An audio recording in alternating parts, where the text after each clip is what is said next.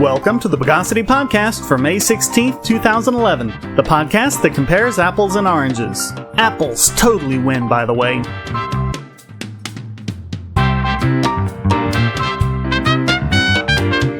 This is your host, Shane Killian. Let's summon up the courage to brave the news of the bogus.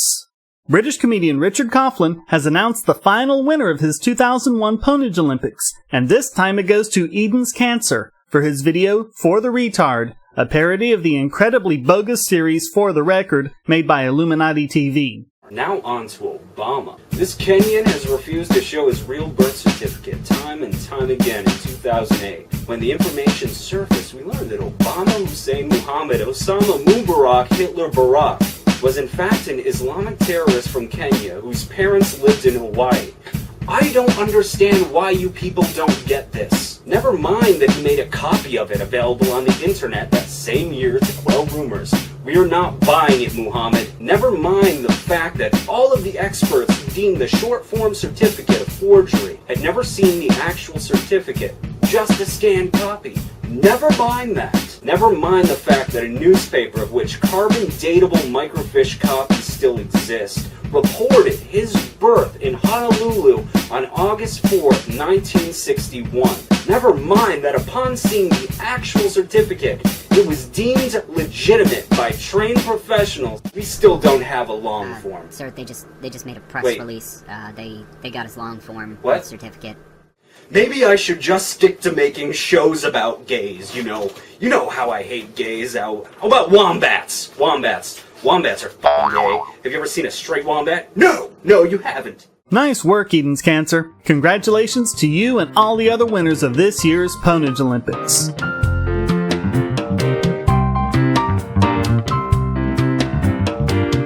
Late last year, Congress bravely stepped forward to save big multi-billion-dollar corporations from a bunch of early teens and 20-somethings who still live for their moms by introducing S. 3804, the Combating Online Infringement and Counterfeits Act.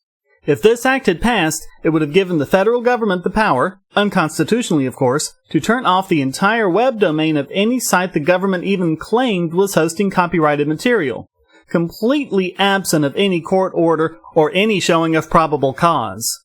It seemed like they were going to quietly rush it through committee, but after a grassroots outcry, the bill was quietly killed. Then, the Department of Homeland Security decided they were just going to start doing it anyway, without any authorization from Congress.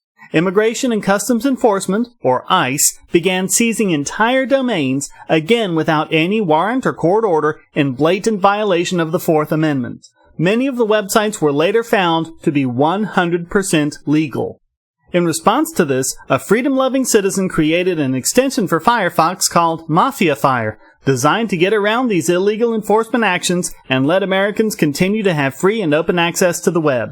Well, apparently the Department of Homeland Security is completely helpless against a citizen programmer on the internet, so they stamped their little feet and went crying to Mozilla to take down the extension.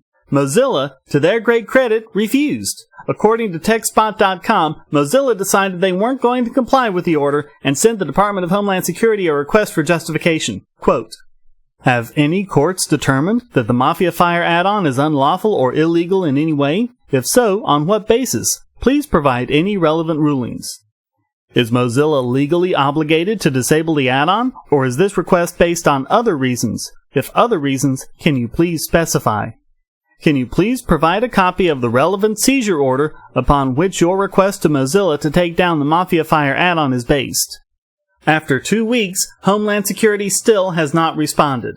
Harvey Anderson, General Counsel for the Mozilla Foundation, said on his blog, "Our approach is to comply with valid court orders, warrants, and legal mandates. But in this case, there was no such court order. One of the fundamental issues here is under what conditions do intermediaries accede to government requests that have a censorship effect and which may threaten the open internet."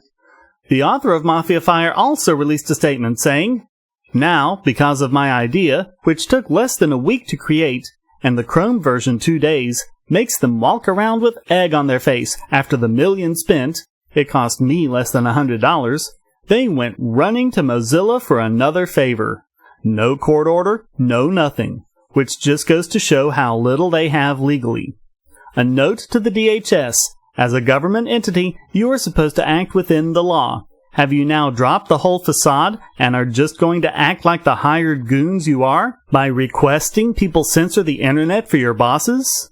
He's right. A government agency acting within the law collects evidence, shows that evidence to a judge, gets a warrant, and then starts seizing things. And if anyone foils them, they go back to the judge for an enforcement order or possibly even a contempt order. They may even charge them with disrupting a federal investigation. Homeland Security did none of that. They acted completely on their own, and when people found a way around that, they went running not to the courts, but to a private company to try and strong-arm them into helping them get their way. That is not the behavior of proper government agents acting for the protection of the people in a free republic. It's the reaction of thugs running a protection racket for their mob bosses, in this case the entertainment industry. A version of Mafia Fire for the Chrome browser has just been released. We'll see if Homeland Security tries to pull this crap again, and what Google's response will be if they do. In the meantime, kudos to the Mozilla Foundation for standing up for individual liberty and a free and open internet.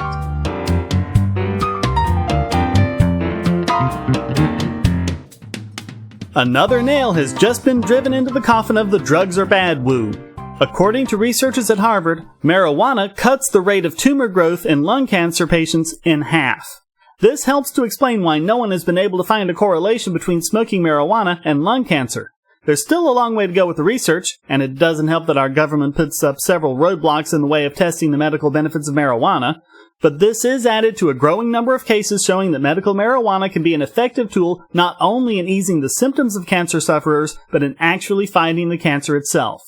So far, 15 states plus the District of Columbia have passed laws allowing the medical use of marijuana, but it's still illegal in the other 35 states, no matter how well supported it is by the medical literature. And the federal government continues to raid clinics and prosecute patients and those who help them, even in states where it's legal to do so, and it continues despite President Obama's promise to end these raids.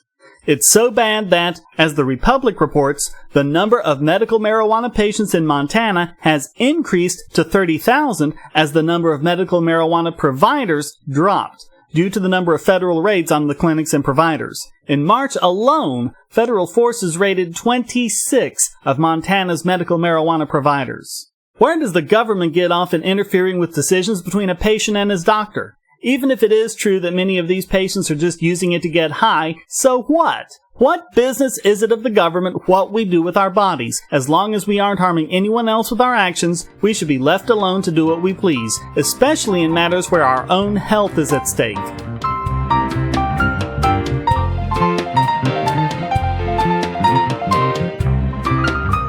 They say we need government to give us the safety net of Social Security, that only government can manage such a scheme, and that if it were left to private interests, all the money would get gobbled up by greedy capitalists and people will be left in poverty to starve. Well, 30 years ago this month, Chile decided to put that to the test. They got rid of their country's wasteful government Ponzi scheme and completely privatized its Social Security system. According to Jose Piñera, then the Secretary of Labor and Pensions, quote, "We understood that the pay-as-you-go system had a fundamental flaw, one rooted in a false conception of how human beings behave." His new system still required workers to give 10% of their earnings to the system, still less than what we in the U.S. pay for Social Security, but allows them to contribute up to 20% if they want.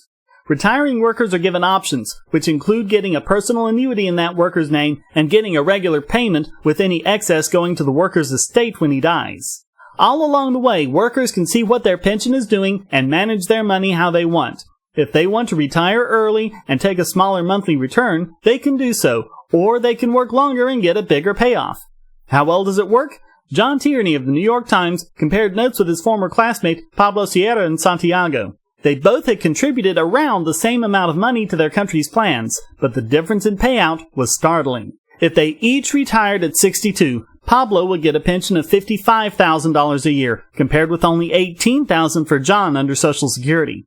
If Pablo retired at 65, his pension would be $70,000 annually, whereas John would have to wait until he's 66 just to get $25,000. Pablo also has the option to retire at 65 and get an annual pension of $53,000 and in addition get a one-time cash payment of $223,000. This isn't an isolated case, or something that only benefits the rich. Across the board, the average rate of return for Chilean workers over this 30-year period is over 9% above inflation. Social Security does good to squeak by with 2%, which doesn't even cover inflation. And whereas Social Security faces tens of trillions of dollars in unfunded liabilities, Chile's system continues to operate over $100 billion in the black. It's amazing what you can do when you actually invest your retirement money instead of giving it to politicians to squander on their favorite boondoggles. Proponents of the Social Security Ponzi scheme have ignored and dismissed the system in Chile, asserting that it wouldn't work in the long run. Well, 30 years is long run even to Keynesians, and it's been an incredible success. So much so that Chile is now one of the most stable and prosperous nations in Latin America. It's a leader in human development, per capita income, economic freedom, globalization, and low corruption. Chile is very attractive to investors and pension managers as a result. Real investment has created jobs, increased incomes, and increased the quality of life for everyone. Whereas in the U.S., our so-called stimulus, trillions of dollars in wealth taken from you and me, and the promise that our government will fix the economy has resulted in no job creation, increasing inflation, and economic stagnation. And all Social Security does is drain over 12% of our income for no real return at all. It's time we stopped sacrificing our futures and those of our children and grandchildren at the altar of the cult of the omnipotent state and started taking control of our own destiny.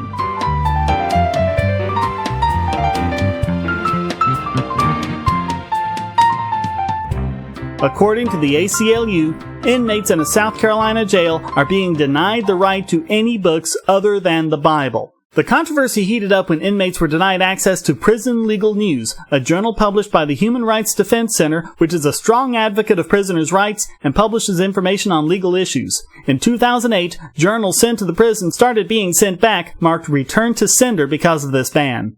Their bogus justification was that publications bound with staples pose a security risk, yet inmates can go to the jail's commissary and purchase legal pads bound with staples.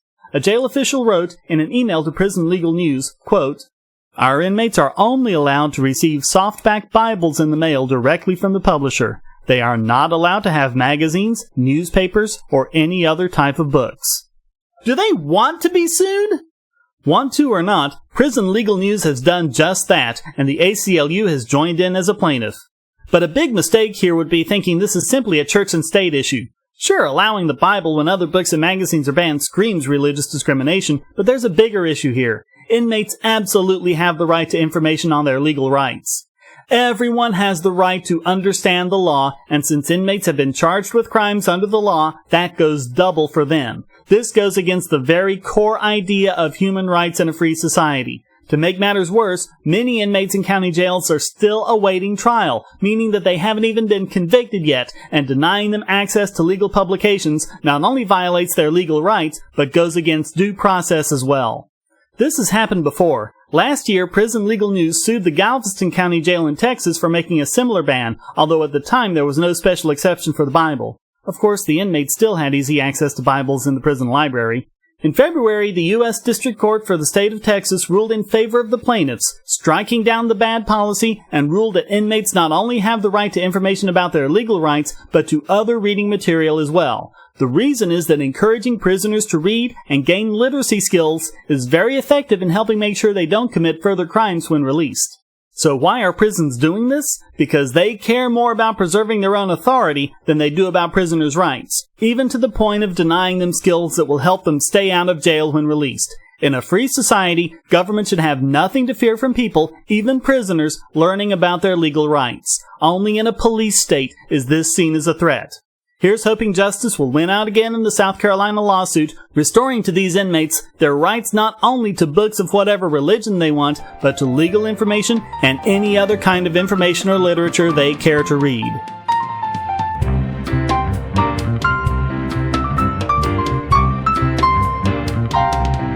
And now it's time to take a spoonful of sugar to help go down the foul-tasting medicine that is this week's biggest Bogon emitter.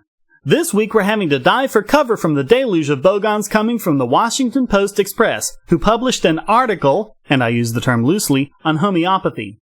It covers a seminar by Dr., and I use the term loosely, Christopher Johnson, a doctor of naturopathic medicine, and I use the term very loosely. Johnson explains that homeopathy is based on the concept of like cures like. In other words, sympathetic magic that has absolutely no place in a rational, enlightened 21st century society, let alone in science-based medicine. Actually, homeopathy is based on the completely insane concept that not diluting any of the substance in water, then putting a drop of the water with no medicine on a sugar pill has just the same effect as the substance, as long as you use the correct procedure of not putting any of the substance in the water. Why not just take the substance directly? Because those medicines have side effects, but diluted homeopathically until not even a single molecule of the substance remains, and there are no side effects. Probably because there are no effects whatsoever. Probably because it's just water. Numerous studies have shown that the only effect homeopathy has is the placebo effect. That and the effect of making your bank balance lower. This article covers completely uncritically this seminar, going so far as to say how much it costs, the details of the sessions, and where to register for it. In fact, it looks exactly as if the Washington Post-Express just grabbed a flyer for the seminar and published it verbatim. In reality, this is much closer to an advertisement than an article. Part of the news media's job should be to uncover scams and warn people about them, not to credulously report advertisements for them. And this gross dereliction of duty, which goes beyond negligence all the way to aiding and abetting, is what earned the Washington Post-Express the title of biggest Bogon emitter.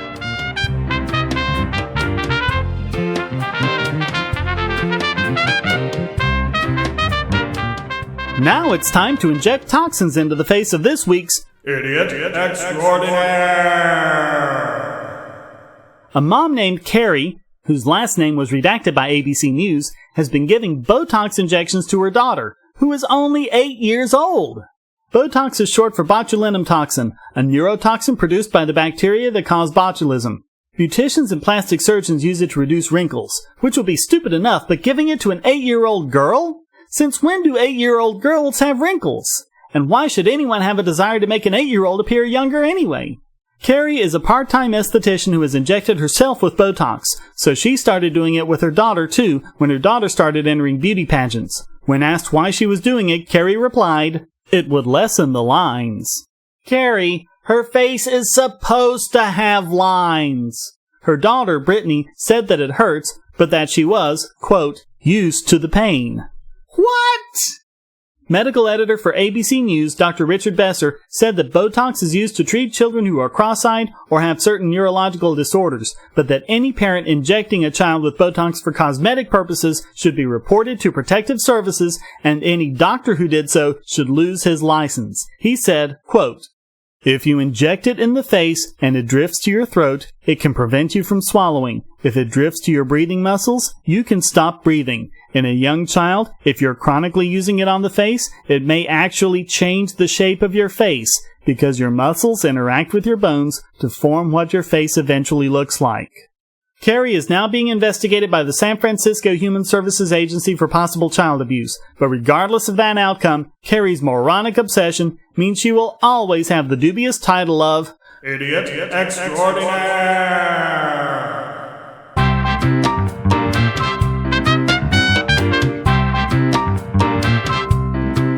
Well, that wraps up this edition of the Bogosity podcast. Please visit the forums at bogosity.tv where you can read the show notes and participate in discussions about these subjects and anything else you'd like.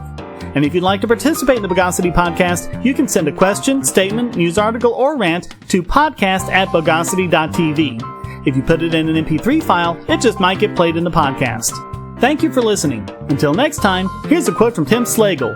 "Nothing ruins a perfectly good drugs kill campaign faster than a pothead who can win the triathlon." The Bogosity podcast is licensed under Creative Commons Attribution Non-Commercial No Derivatives 3.0 Unported license.